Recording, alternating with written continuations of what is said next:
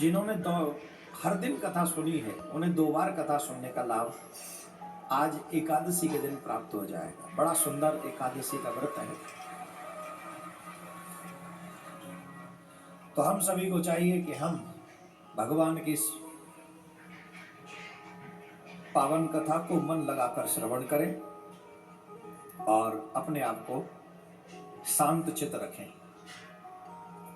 कल आप लोगों ने कथा में श्रवण किया था कि भगवान ने किस तरीके से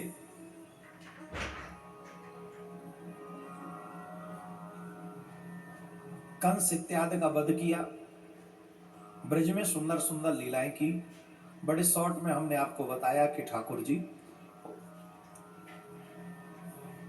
मथुरा गए और मथुरा जाकर फिर द्वारका चले गए कंस इत्यादि का वध करके। ध्यान दें, भगवान अपने भक्तों को सुख देने के लिए आते हैं।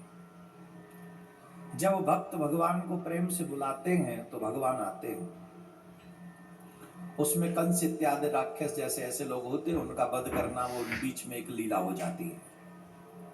आए हैं तो ये भी कर चले। ऐसा नहीं करना चाहिए। सज्जन पुरुष जो भगवान के भक्त हैं, जो अपने आप को भगवान का भक्त मानते हैं, उनको चाहिए कि स्वयं भगवान के कार्य को आगे बढ़ाएं और खुद भी पालन करें और दूसरों को भी, अपने परिवारजनों को, समाज में अपने लोगों को, सबको भगवान की सेवा पूजा पाठ करने की प्रेरणा दें और संस्कारी बनाएं। माथे पे तिलक, गले में कंठी, हाथ में कलावा, मुख में भगवान का नाम, इनका आदि बनाएं।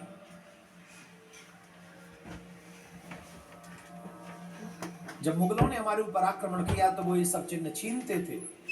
उनकी बात न मानने पर वो उनका सर कलम करते थे।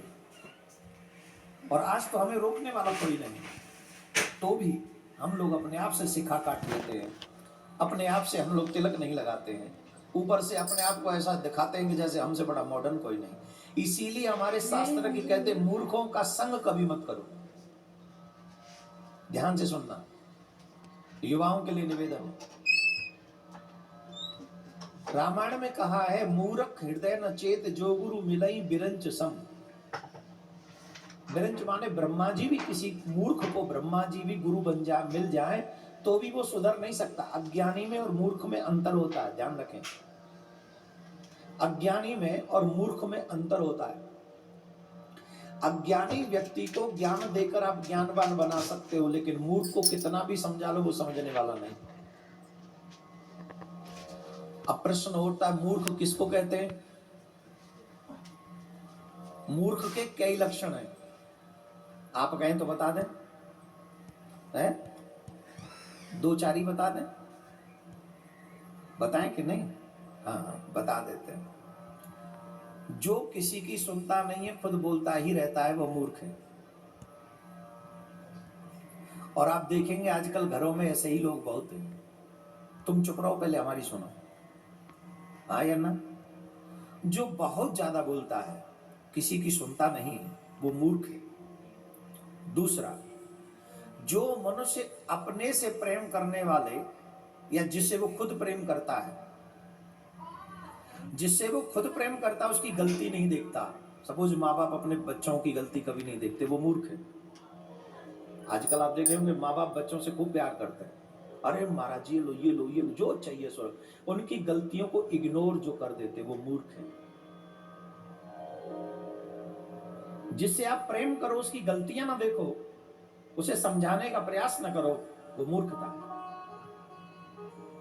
तीसरा, परदेश जाए आदमी, परदेश जाए और परदेश में जाकर किसी पे भी भरोसा कर ले, वो मूर्ख है।